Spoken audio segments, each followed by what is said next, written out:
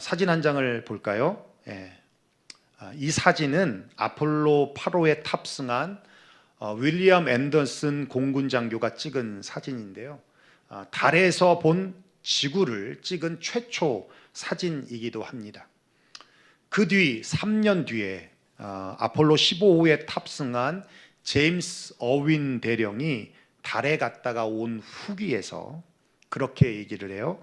지구에서 달을 볼 때는 작아 보이고 또 흑백으로 보이지만 달에서 지구를 볼 때는 엄청 크게 보이고 총천연색으로 보이더라. 그런 간증을 해요. 그러면서 그가 달에 갔다 온 후에 인터뷰에서 소련의 우주인인 가가린, 그죠?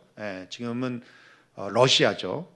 가가린은 달나라에 가보았지만 거기에도 하나님은 없다고 말했던 것과는 달리 제임스 어윈 대령은 우주에서 하나님의 영광이 충만하며 하나님의 음성을 가까이에서 들었다라고 상반된 고백을 하면서 그 어윈 대령은 목사님이 되어서 복음 전도자의 삶을 살았습니다. 모르겠어요.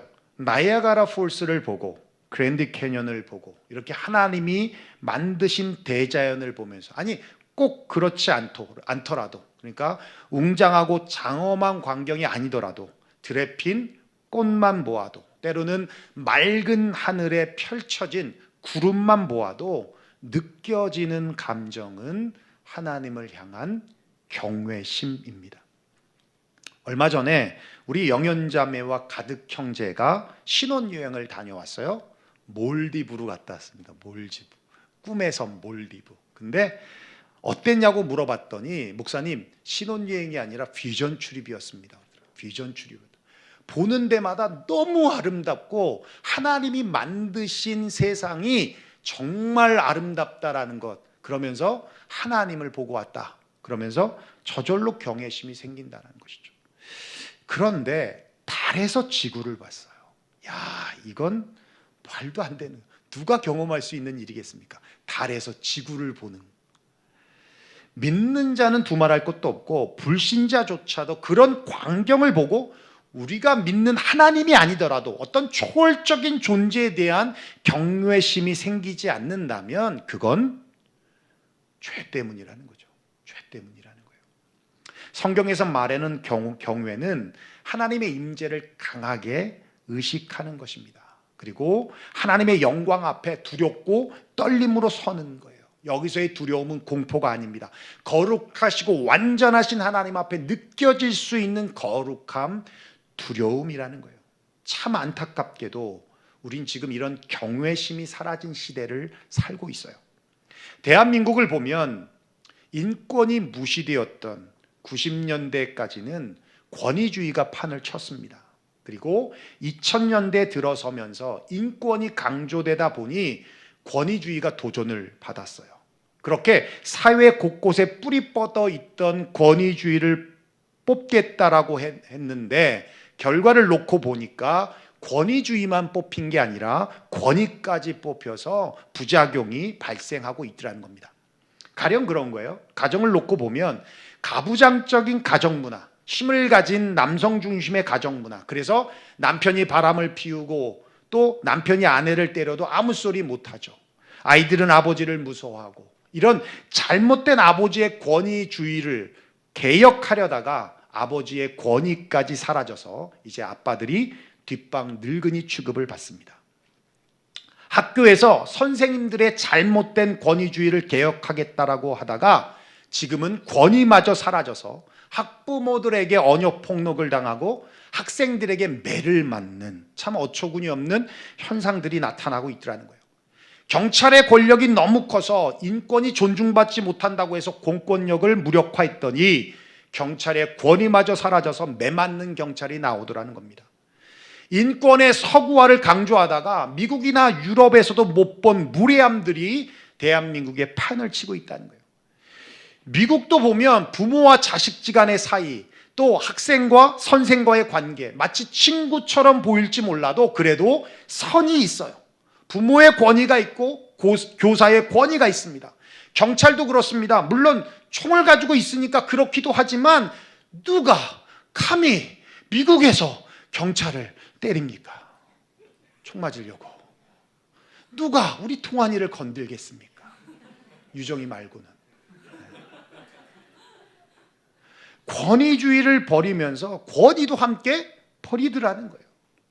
그렇게 조심스러운 대상들이 점차 줄어들었습니다. 대신 친하다는 생각으로 편하게 대하고 그러다가 가볍게 대하고 무례하게 대하더라는 거예요. 여러분, 익숙함이라는 건 참 좋은 것입니다. 일단 익숙함은 편안함을 주죠. 편안한 분위기, 안정적인 분위기가 만들어지면 자연스럽게 자신의 역량을 발휘할 수 있고 그러다 보면 자신감도 생기게 마련입니다. 제가 자신감이 없는 건 이 자리가 불편한 거야. 여러분들이 너무 아멘을 안 해서. 아멘을 좀 자주 하고 많이 하고 크게 하면 참 자신감이 막 이럴 텐데 이렇게 말해도 안 해. 이 집사님밖에 없어요. 옛날 노치옥 장로님이 아멘을 잘하셨는데 아쉽다. 근데 문제는 관계에서 익숙함이 지나치면요, 상대방을 가볍게 여기고 함부로 대하게 된다는 거예요. 그리고는 소중함을 못 느낍니다. 늘 곁에 있고 함께 있으니까 소중함을 망각하더라는 거예요. 부부가 그렇죠. 정말 아내의 소중함, 남편의 소중함을 잊고 산다는 얘기입니다. 하나님에 대해서도 그와 같은 것 같아요. 하나님에 대한 친밀함을 강조하다 보니까 하나님을 쉽게 생각하는 경향들이 생겨났습니다. 하나님에 대한 익숙함 때문에 하나님에 대한 소홀함을 낳았고 그리고 무례함과 교만함으로 이어지더라는 거예요. 결국 친밀함과 익숙함에 가려서 하나님에 대한 경외심이 사라졌다는 것입니다. 그래서 믿는 사람들조차도 하나님을 너무 막대하고 함부로 대하고 함부로 말하고 함부로 취급하더라는 겁니다. 오늘 본문은 사실 그 부분을 터치하고 있어요. 우리가 지난주 말씀 나눴지만 본문의 말씀은 삶의 지혜나 혹은 관계적 교훈을 주기 위한 말씀이 아니라 하나님에 대한 태도에 대해서 말씀하고 있다라고 말씀을 드렸어요. 그래서 듣기는 속히 하라는 말씀은 하나님의 말씀을 잘 들어야 한다는 의미고 들었다면 순종해야 한다는 의미며 그리고 그 말씀이 우리의 삶의 중심축에 놓아야 된다라는 의미라고 말씀을 드렸습니다. 오늘 말씀도 다르지 않아요. 말하기는 더디하라. 말하기는 더디하라. 무슨 의미냐면 하나님 앞에서 함부로 입을 열지 말라. 급하게 말하지 말라라는 뜻이에요. 전도서 5장 2절을 보면 우리가 좀 더 구체적으로 이해할 수 있는데요. 우리 함께 볼까요? 5장 2절입니다. 시작. 너는 하나님 앞에서 함부로 입을 열지 말며 급한 마음으로 말을 내지 말라. 하나님은 하늘에 계시고 너는 땅에 있음이니라. 그런즉 마땅히 말을 적게 할 것이라. 왜 하나님 앞에서 함부로 입을 열지 말며 급한 마음으로 말을 내지 말라라고 말씀하고 있습니까? 하나님은 하늘에 계시고 너는 땅에 있음이니라 말씀하고 있어요. 하나님은 지극히 높으신 하늘에 계신 창조주 하나님이십니다. 반면에 우리는 지극히 낮은 땅에 있는 피조물에 지나지 않습니다. 다시 말해서 하나님과 우리 사이는 하늘과 땅 차이라는 거예요. 그러니 하나님을 함부로 여기지 말고 함부로 말하지 말고 함부로 취급하지 말고 경외심을 가지라라고 하는 것입니다. 그 말씀이 바로 말하기를 더디하라는 말씀이에요. 그렇다면 구체적으로 말하기를 더디하라는 의미를 살펴보면 두 가지로 말씀드릴 수 있을 것 같아요. 첫째는 하나님께 기도할 때, 그리고 두 번째는 하나님의 말씀을 들었을 때. 첫째는 기도할 때 말하기를 더디하라라는 거예요. 무슨 말씀이냐면 중언부언하지 말라는 겁니다. 중언부언하지 말라. 마태복음 6장에서 예수님께서 기도에 관하여 가르치실 때 7절에 이렇게 말씀하고 있어요. 우리 한번 읽어볼까요? 시작. 또 기도할 때에 이방인과 같이 중언부언하지 말라. 그들은 말을 많이 하여야 들으실 줄 생각하느니라. 이방인과 같이 중언부언하지 말아라. 중언부언이란 이미 했던 말을 자꾸 되풀이하는 것이에요. 여러분, 술 취하면 주정하듯이 했던 말 또 하고 또 하고 또 하고 그러는 것처럼 공허하고 쓸모없는 말을 되풀이한다는 것을 말합니다. 우리 입장에서 여러분 이런 얘기 들으면 짜증나요? 짜증 안 나요? 짜증나죠. 하나님 입장에서는 어떻겠습니까? 그렇게 주문 외우듯이 생각 없이 간절함도 없이 진실됨도 없이 그런 말들을 조금만 들어도 짜증이 나는데 거기다가 오래 해야 좋다라고 생각하는 거예요. 오래 해야 계속하는 것이죠. 하나님께서 얼마나 불쾌하시겠습니까? 이것은 하나님을 경외하는 자세나 태도가 아니라는 거예요. 그 구체적인 예가 열왕기상 18장에 잘 나타나 있는데요. 여러분도 잘 아시는 말씀입니다. 열왕기상 18장에는 엘리야 선지자와 바알과 아사랴 850명의 선지자들과 갈멜산 정상에서 한판 벌이는 대결이 기록되어 있거든요. 26절에 보면 바알 선지자의 기도 모습이 기록되어 있어요. 우리 한번 읽어볼까요? 시작.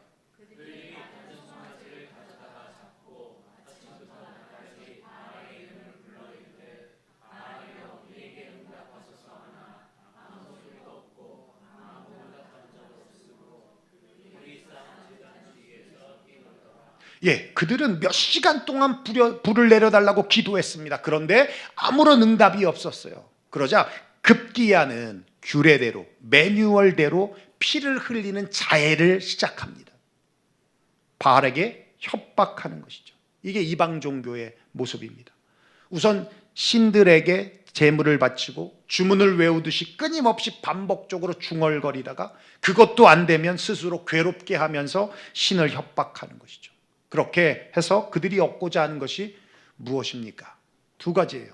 하나는 이 땅에서 잘 먹고 잘 사는 것. 두 번째는 이 땅에서 자녀들이 잘 되는 것. 이방 종교, 이방 기도는 바로 이 두 가지를 구하는 것입니다. 그게 샤머니즘이에요. 내가 지금 교회를 다니는 목적이 이 땅에서 잘 먹고 잘 살고 내 자녀들이 잘 되는 것을 위한 것이라면 하나님을 샤머니즘적인 하나님으로 믿는 거예요. 바알을 따르는 것과 다르지 않는 것입니다.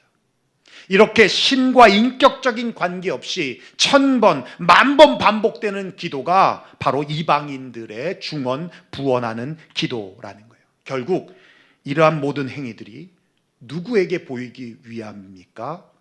하나님이 아닌 사람에게 보이기 위한 노력이라는 거예요. 마태복음 6장 5절에 말씀하고 있어요. 한번 읽어볼까요? 시작.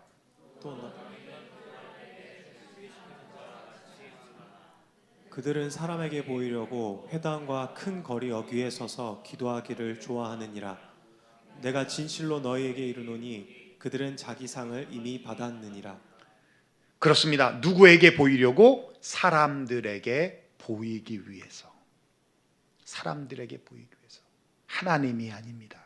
그런데 우리가 믿는 하나님은 어떤 분이십니까? 마태복음 6장 8절에 말씀하고 있어요. 한번 읽어볼까요?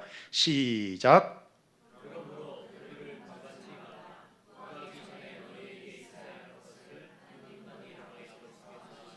예, 그들을 본받지 말라. 구하기 전에 너희에게 있어야 할 것을 하나님은 아신다. 다 아시는데 왜 하나님은 우리에게 구하라고 말씀하세요? 그렇게 얻어야 그것이 하나님으로부터 왔다라는 것을 인정하기 때문에. 여러분, 구하지 않고 받으면요, 내 능력으로 얻었다고 생각하고 우연으로 얻었다고 생각하고 얘 때문에 얻었다라고 생각하는 착각을 한다는 거예요. 그런데 구하고 얻은 것은 하나님께로부터 왔다라는 확신이 되기에 그건 믿음이 된다는 것입니다.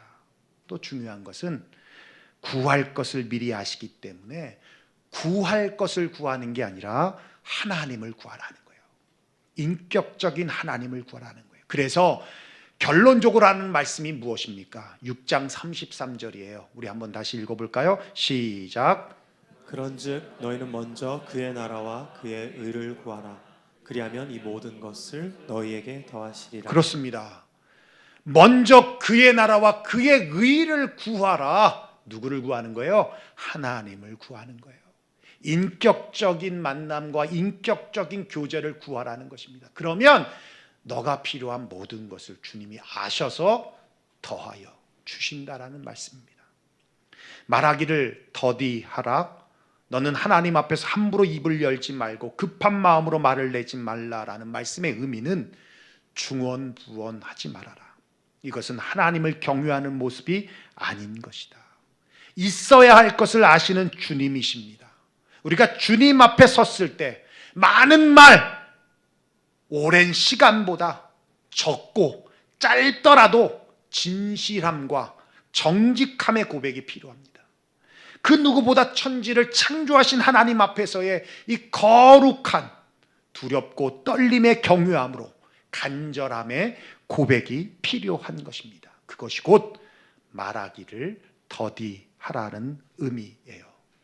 마지막 두 번째는요, 말씀을 들었을 때 말하기를 더디하라는 것입니다. 무슨 의미냐면, 여러분, 듣기는 속히 하라라는 의미는 잘 들으라는 거예요. 똑바로 있는 그대로 들으라는 것입니다. 자기 생각, 자기 욕심을 품고 내 귀에 즐거운 말만 들어서는 안 된다는 것입니다. 비록 그 말씀이 내 심령을 파헤치고 내 속에 있는 악을 다 끄집어내서 내 자존심을 완전히 뭉개버리는 말씀이라 할지라도 진리의 말씀이기 때문에 그대로 듣기를 힘써야 한다라는 거였어요.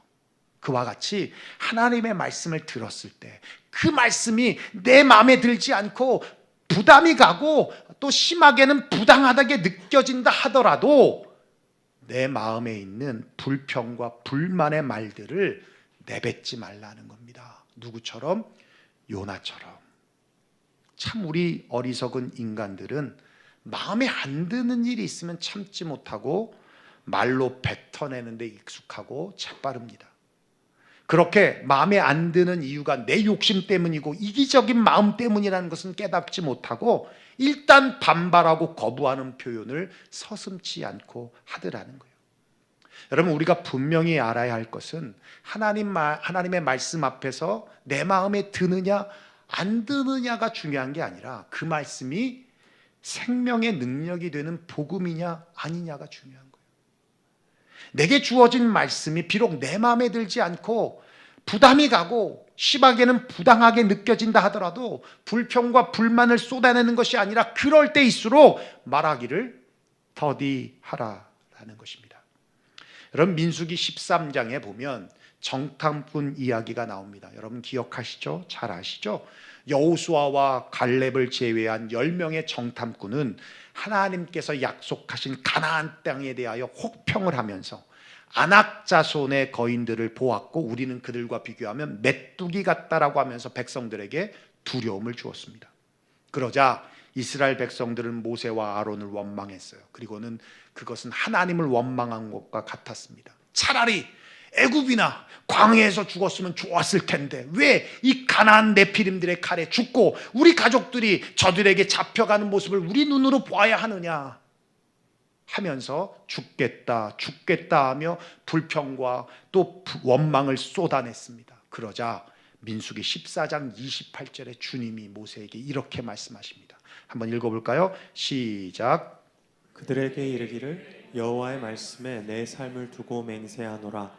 너희 말이 내 귀에 들린 대로 내가 너희에게 행하리니. 정말 무서운 말씀입니다. 너희 말이 하나님 귀에 들린 대로 내가 그대로 행하리라. 하나님께서 무엇을 들으셨습니까? 차라리 애굽에서, 차라리 광야에서 죽게 하지. 죽겠다 하는 소리를 주님이 들으셨어요. 그래서 그들은 그들의 원대로 광야에서 죽게 되었던 것입니다. 부와 행복을 끌어당기는 말의 알고리즘이라는 책이 있어요. 말의 힘을 연구하는 두 심리학자 교수가 쓴 책인데요. 그 책에 보면 이렇게 말을 해요. 말을 선택하는 건 당신이지만 그 다음에는 말의 알고리즘이 당신을 지배한다. 여러분, 알고리즘이 정말 무서운 거 아시죠? 예, 내가 뭐 운동복 치면 옆에 광고가 떠요. 예, 그게 알고리즘이에요.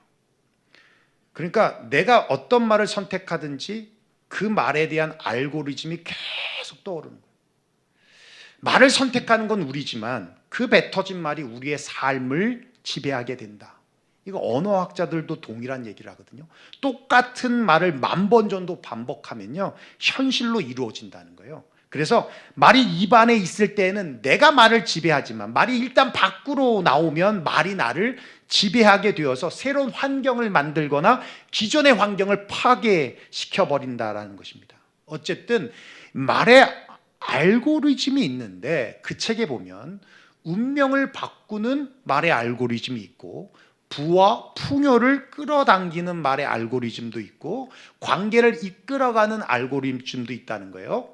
그리고 특별히 행복을 끌어당기는 말의 알고리즘에 대하여서 뭐라고 얘기하냐면 이유 없이 짜증이 나거나 부정적인 생각이 들면 일단 네 가지 중에 하나 속해 있는지 아닌지를 확인해 보라는 거예요. 첫째는 배고픔이에요. 예. 배고프면 어때요? 짜증나죠. 짜증납니다. 둘째, 앵거, 화가 나 있을 때. 내가 무언가에 화가 나 있는 거야. 그래서 짜증이 나는 거죠. 세 번째, 론리니스, 외로움입니다. 네 번째, 피곤하면 어때요? 짜증나죠. 그렇죠. 피곤하면 막 건들면 짜증나죠. 예. 그래서 앞 글자를 따서 hold, 멈추라는 거예요. 멈추라는 거예요. 그 상태일 때는 어떤 결정도, 어떤 말도, 어떤 행동도 섣부르게 하지 말고 일단 멈춰야 한다는 겁니다. 그래서 짜증의 원인이 배고픔이라면 어떻게 해야 돼요? 배고픔이라면 먹어야죠. 그죠? 그래서 약간 다운됐다 그러면 뭘 먹어요? 초콜릿 먹어야죠. 그래서 내가 그랬잖아. 우리 성도들 올 때 초콜릿 좀 먹이라고. 올 때부터 다운돼 있어. 내 잘못이 아닌 것 같아. 집에서부터 문제야. 집에서부터 문제. 사탕 먹이고 초콜릿 먹이고. 배고플 땐 먹으면 해결돼요.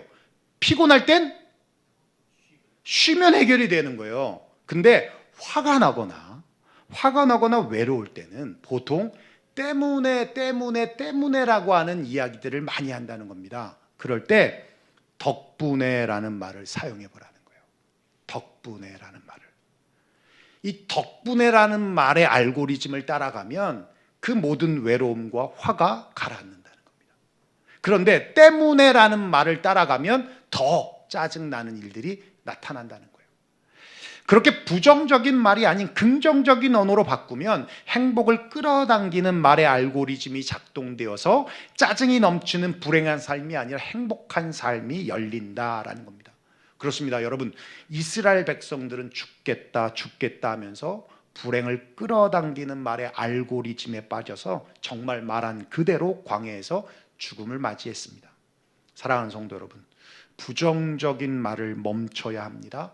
말은 생각의 표상이에요. 부정적인 말을 입에 달고 산다는 건 머리가 부정적인 생각으로 꽉 차 있다라는 뜻입니다. 그런데 신기하게도 생각을 바꾸면 말이 바뀌어요.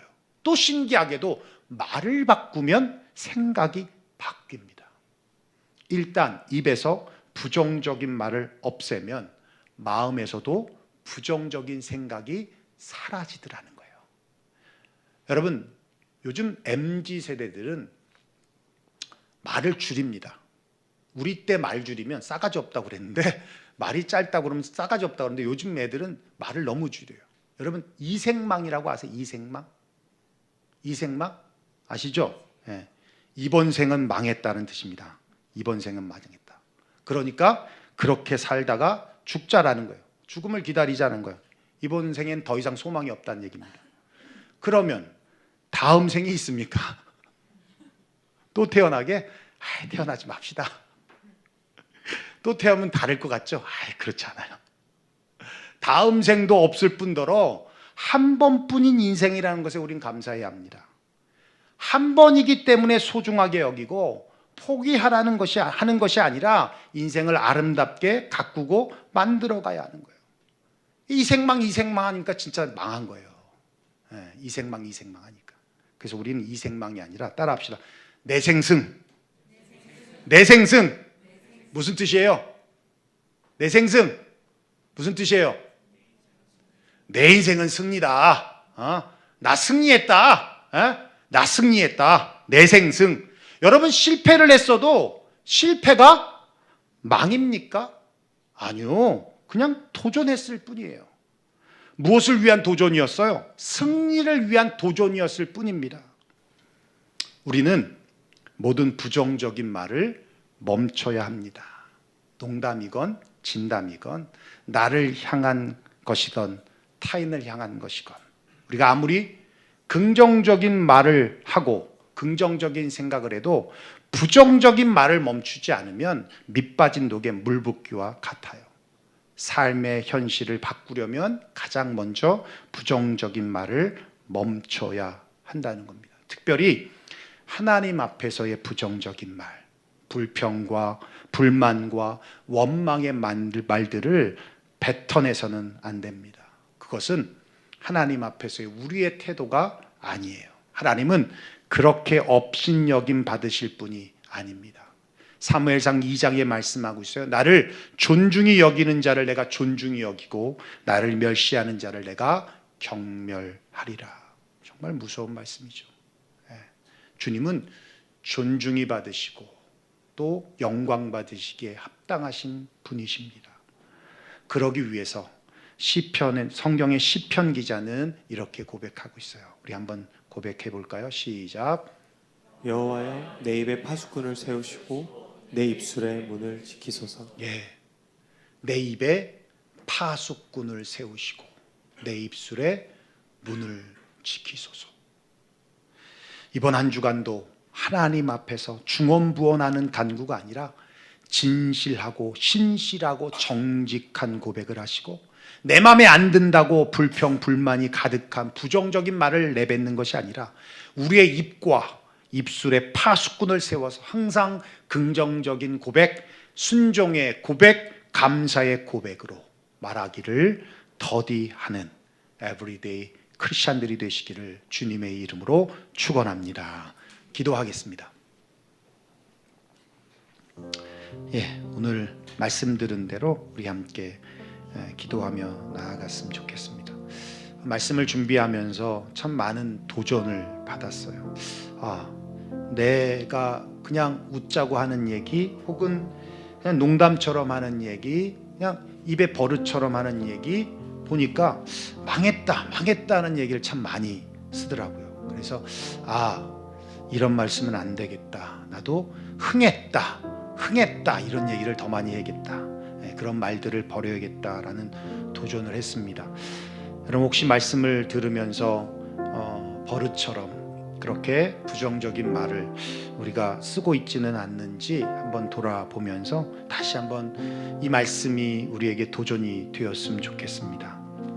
하나님 앞에서 사람에게 보이기 위하여 멋진 말을 포장하는 게 아니라 그냥 진실하고 신실하고 정직하게 그렇게 고백하고 또 때로는 하나님이 요구하시는 그 말씀이 내가 내 마음에 안 들고 또 어떻게 보면 부당하다고 느껴지기까지 느껴진다 할지라도 말하기를 더디함이 필요합니다.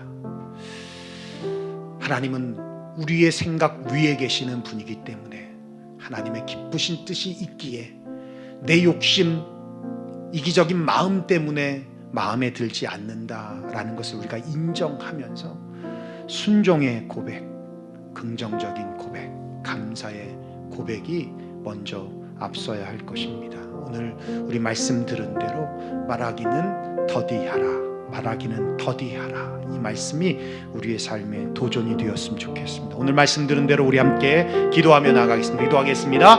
고마우신 우리의 아버지 하나님 감사합니다.